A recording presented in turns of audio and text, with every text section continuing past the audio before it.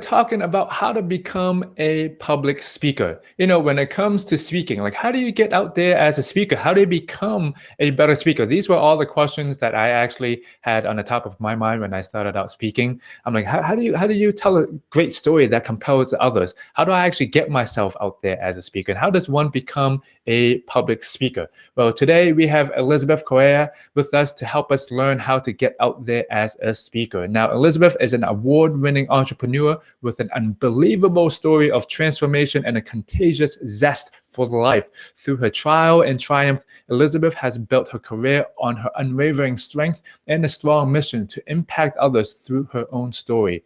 Elizabeth mentors women to amplify their communication, connection, and confidence so they can make an influential impact on the world. And I'm just going to say I'm super happy that Elizabeth is on here with us today. Elizabeth, welcome. Yes. Hey, I'm actually so grateful to be here. Yeah, thank you for joining us. So let's dive into it. I do want to hear more of your story, but when it comes to how to become a public speaker, how did you get into it, and what kind of advice do you have for people who wants to become public speakers? Oh, well, I like to say that it's not something I went looking for. I discovered this platform while I was fighting for my life. Never thought that I had a story that was worth paying to hear. I didn't think that my story was something that anyone would really get anything from. So it was really just, I wrote a book.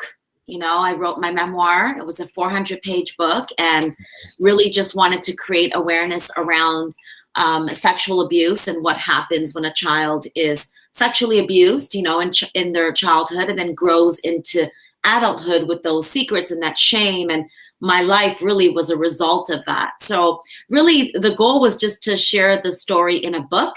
It wasn't to speak. And then, as the book got out and got some media attention, I just started getting invited, whether it was like radio shows, talk shows, and then, teachers and administrators and educators started getting, grabbing a hold of the story and inviting me in to speak. So it really wasn't something, I love people like Tony Robbins and Joyce Meyer, and I was always like, oh my gosh, I'd love to do what they do, but never saw myself qualified to do it. So, yeah. Do you think you're qualified to do it now? Oh, heck yes. So what was that? What was that mindset change before? Let's say can I even do that? Like to now, like that.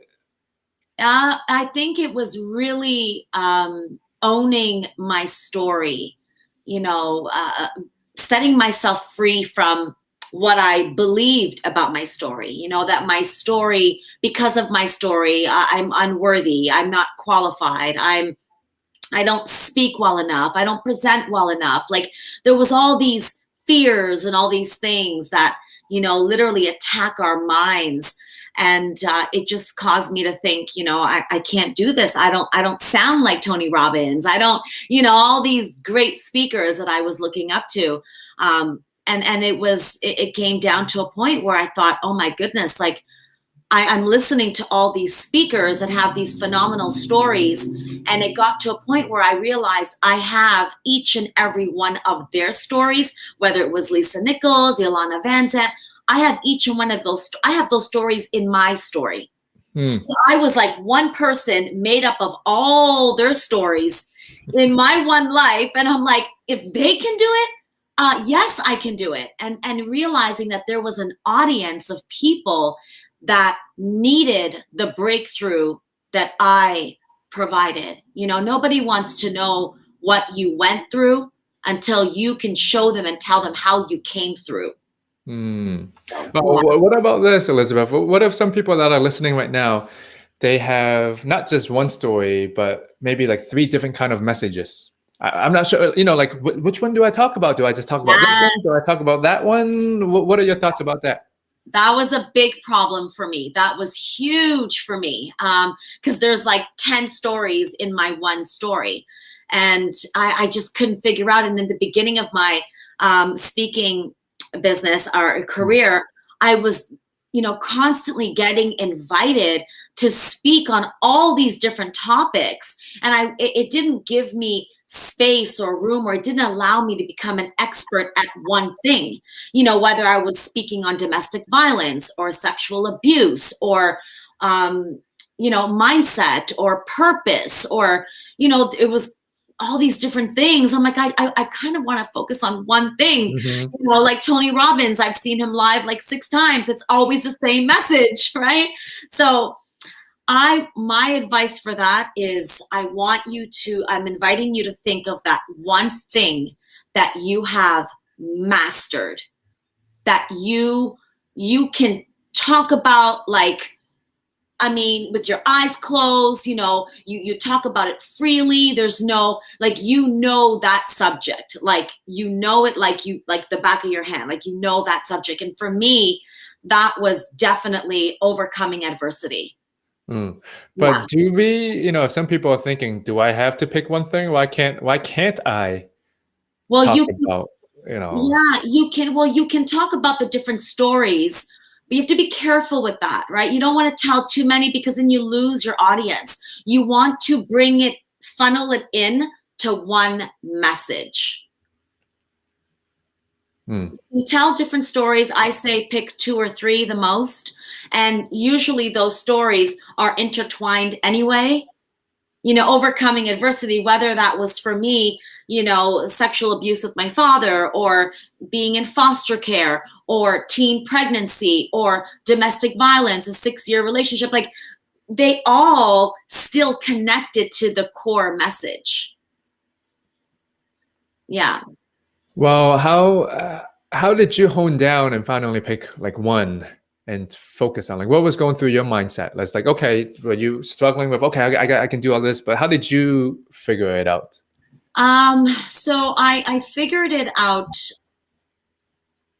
It was just kind of on my own. I'm like, most people are inviting me to share my story and how I overcame, how I discovered purpose through that. Most people, that's what they were inviting me to speak on. Even if it was a high school teacher who wanted me to come and speak on self-worth, the message was still the same. I just tweaked it a little to speak on those moments where I felt my lowest, why I struggled with self-worth, and what I did, the keys, the strategies, tools, to get to a place where I was loving myself, right? So you tweak the message a little bit, but the overall message is overcoming adversity, how to, use your pain, what you've gone through to serve the world. Got it. So basically the filling is the same, but the stuff on the outside is of a peanut butter jelly sandwich, but yeah, hey, good, yes. So the peanut butter and jelly is still the same, but maybe you put a different kind of bread on top, but the inside is still the same. There you go.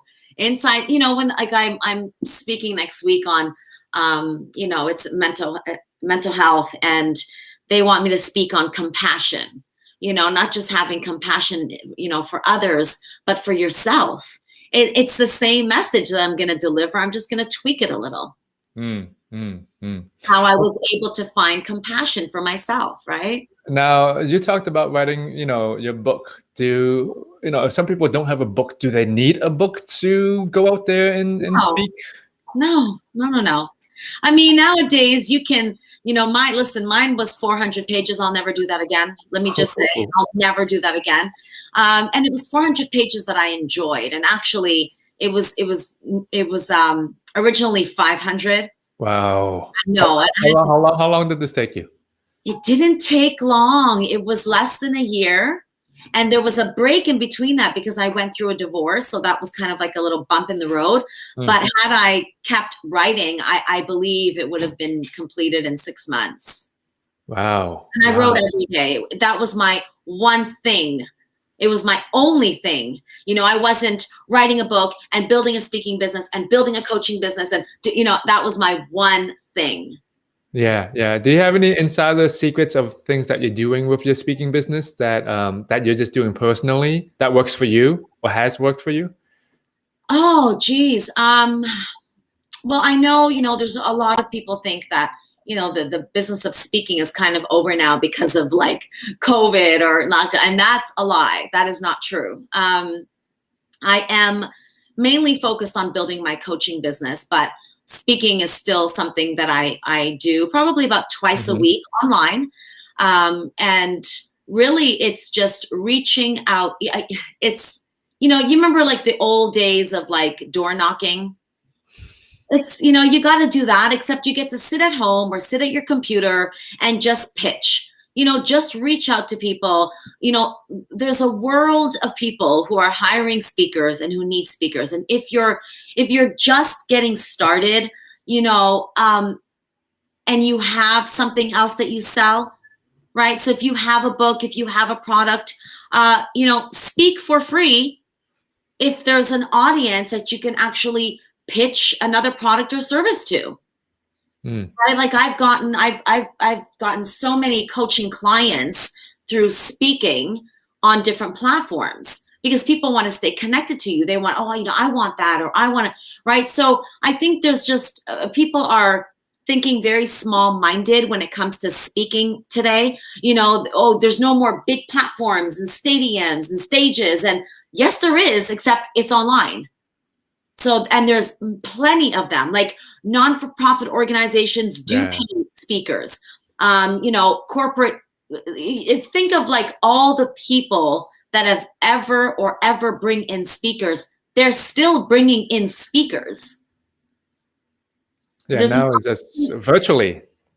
Yeah, which is great because I could sit in my home office and speak. So I say just put yourself out there. And another thing too,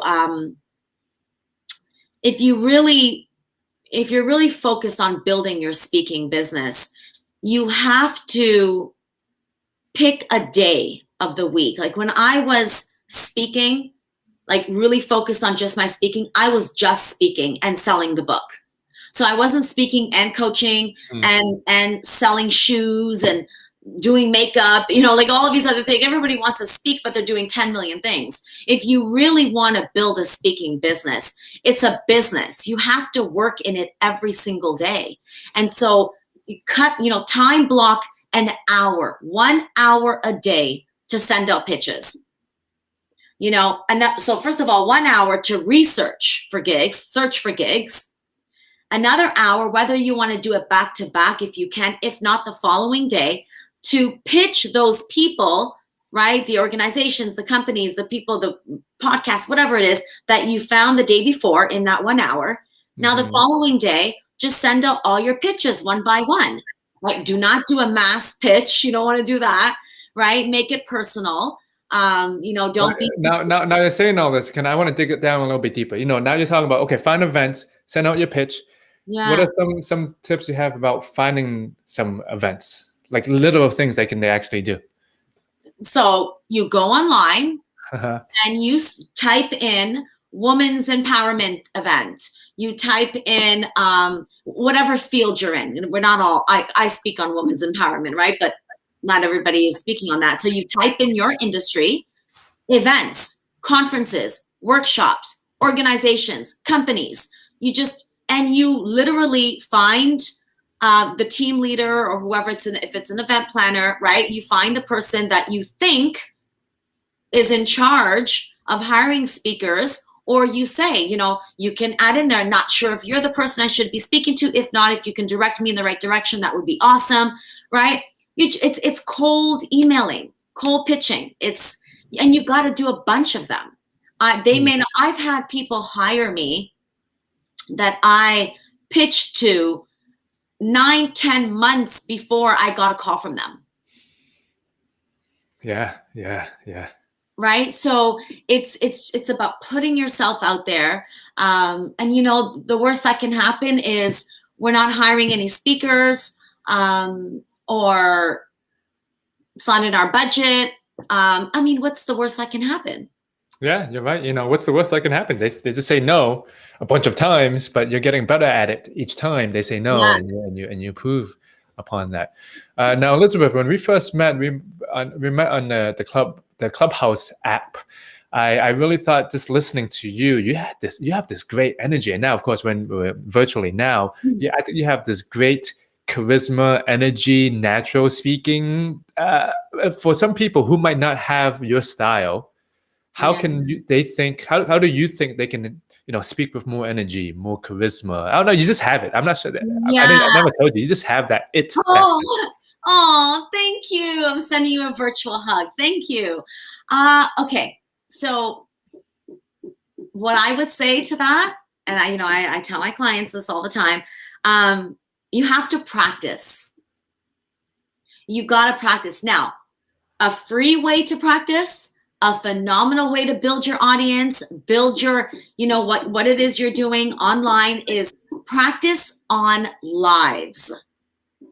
Practice social media, turn on your live button. Who cares if people think you don't look cute or look tall enough or short enough or whatever it is, right? Just turn on the live button and just start talking. That's like a way to practice, because the truth is, a lot of people, we can say it until we're blue in the face to practice at home, but most people don't do that. They don't do it. And even when they do it, to be honest, it's not the same. There's no audience watching you. So your energy isn't the same. When I'm looking at myself on the camera with no audience, unless I know I'm recording something for like an online course or a webinar, that's different.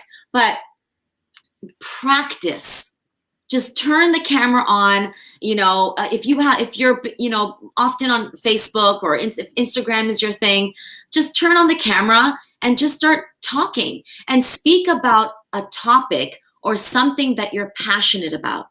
Something, whatever it is, that thing that you want to speak about, start speaking on that. And I think that's a big problem is, there's a lot of people that want to speak, but they're not speaking anywhere else.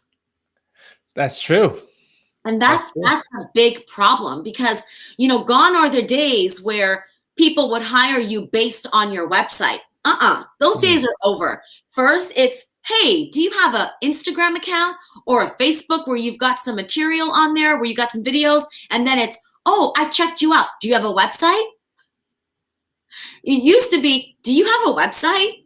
And then they would go to your social media. No, it's the other way around now, because websites, most don't have a lot of video content. So they want to see you live. They want to see how you speak, how you present. And the more you practice, the better you'll get at it. I wasn't always this. I mean, maybe I was, but I don't know. I think it's just naturally, but I'm telling you, it's practice. Okay, what about if people are saying, I'm going on live, but I have no audience. No one shows up. One person shows up. 0 people, 5 people, 0 people. Then you serve that one person. You speak to that one person. And the more you do it, and the more I'm telling you, the more you do it, the more they're going to listen. Now, if people are just completely, if you're going live every day, or you're not even a live, you can do a video story. It doesn't have to be a live. If you're doing it every single day, and you're consistent and committed, and you're speaking on this particular topic, whatever your topic is, and you're doing it for weeks and nobody shows up, do you know your thing that well? There's something has got to be wrong. If you're going live consistently every day, you can even do a Let's Talk Tuesday. And then right through the week, you're promoting that Let's Talk Tuesday. You're not just promoting it on Tuesdays. You're saying, hey guys, just a reminder, I'm going to be going live on Tuesday for Let's Talk Tuesdays, and we're going to be talking about whatever, snowstorms, right? So you have to stay consistent and speak on that thing that you're mastering, that you're an expert in, that topic, that thing that you know so well. Wow. Hey, oh man, Elizabeth, this is so good. If people want to keep on continuing the conversation with you, where can they follow you on social media or on your Yes. website? What's the best place? Yeah, they can follow me on Instagram at MSS with no I. So it's Miss with no I, MSS Elizabeth Correia, CORREIA, on Instagram, and then Facebook, same thing. Oh, YouTube. I just started YouTubing. I'm loving it. Can I just say I'm loving it? Yes, I'm loving it. They can just type in my name, Elizabeth Correia, and they'll find my page. Are you working on any special projects? Like you're saying, you just started YouTube. Anything else you're working on? Yeah, so I'm opening up the doors for 2021 in my membership club, the Sweet Lounge.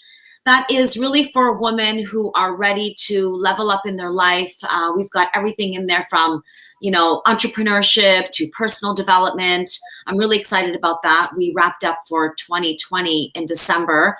And because I've been building this online course that's going to be out soon, I just took a few-month break, just a few months, and we'll be opening the doors back up in April, first week of April. That's a great name, the Sweet Lounge. Yeah, the Sweet Spot Lounge. Oh, that's a great name. From your sweet spot, yes. That's awesome.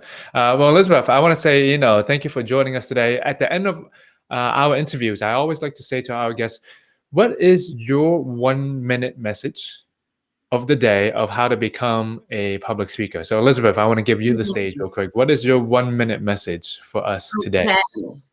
So my 1-minute message is, I'm inviting you to look at your story as something that happened for you, not to you.